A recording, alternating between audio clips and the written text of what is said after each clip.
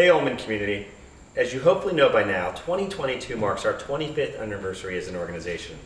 This milestone year brought us moments that were bittersweet, downright heartbreaking, joyous, and everywhere in between. And I think they're all worth commemorating together before the year comes to a close. So please settle in and indulge me in a few minutes of reflections, recommendations, and recognition. Let's start by reflecting back on this year and the 24 that preceded it. This year, we journeyed back to the West Coast for an anniversary Mission Divine experience. We biked down the East Coast from Key Highway to Key West. Our 4Kers were back on the road cycling and running coast to coast, and we took it back to Columbia, Maryland, where it all began for a special blue jeans and bow ties ball at the beautiful Merriweather Post Pavilion. As a community, we collectively ran and cycled over 125,000 miles. These experiences are meaningful, transformative, and fun, and are best of all, the activities that fuel our mission. Over the past 25 years, we've grown from a tiny startup to a national leader in the field of adolescent young adult cancer. With national scope and reputation, we've surpassed over $32 million raised since our founding by Doug Ullman and his family in 1997, garnering donations from all 50 states. Those funds have enabled us to support literally countless young adults through patient navigation since our starting, including 680 this year alone. 65 cancer survivors finished a 5K goal race this year, and well over 1,000 have done so since Holly Shoemaker entrusted us with Cancer to 5K 15 years ago. And in just the past 3 years, we've hosted patients and caregivers for a whopping 6,054 nights of free lodging at Ullman House, saving those families close to $1.5 million.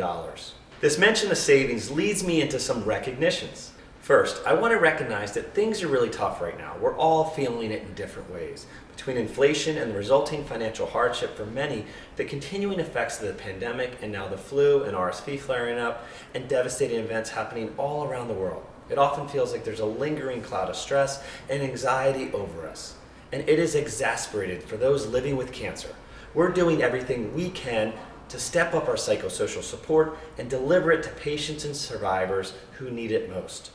We're sticking to our principles of meeting people where they are, and we will be investing in our community navigation program in the coming year where we can reach and support some of our community's most vulnerable. We appreciate all the ways our community, you, support us and one another, and we're going to keep needing you to do so.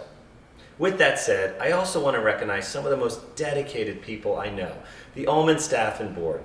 They've been flexible, creative, empathetic, and hardworking this year and have made sure we fulfill our mission every single day. We've had a few partners step up in really big ways this year. Special thanks to Arsh and Lauren Mirmaron, Dan and Beth Thomas, and Don and Pat Kirk for being as dedicated and generous as ever 25 years in. And DJ Kopak for being in our corner since the pandemic started and always giving us a reason to celebrate and dance.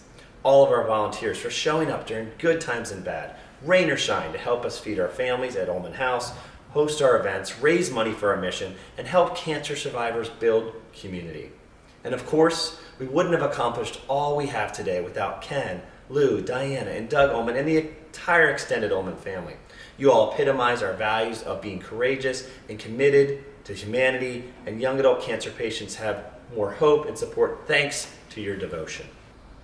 That leads me to my closing recommendations. I recommend that you consider recognizing a special family member or a friend who has been impacted by cancer, or recognize your own commitment to the cause by dedicating a brick in our legacy walkway, the sidewalk we're building outside of Ullman House. You can find more information on our website. It's a great way to show the world, or at least to Baltimore, how important this work is to you, or to help those who have succumbed to cancer live on in our collective memory. Finally, I recommend committing yourself to something big. I took on boxing this year, a real match against an intimidating opponent. It took everything I had to train, eat right, fundraise, and work up the courage to step into the ring in front of thousands of people, and I am so glad I did it.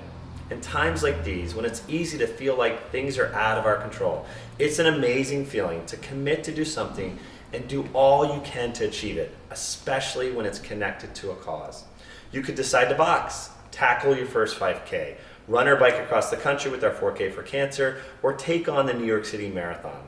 Some folks have created multi-year fundraisers. The Minkoff family started Tour de Court this year, and Emily Sokolinsky wrapped up 5 years of the Strong Woman competition, both of which make a major financial contribution to our community of impact. Or you could come up with your own challenge.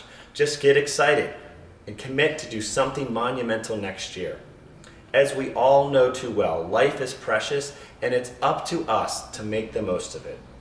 Thank you so much for listening and for being a part of the Ullman community. Whether it's the first year or your 25th, I am so glad you're here.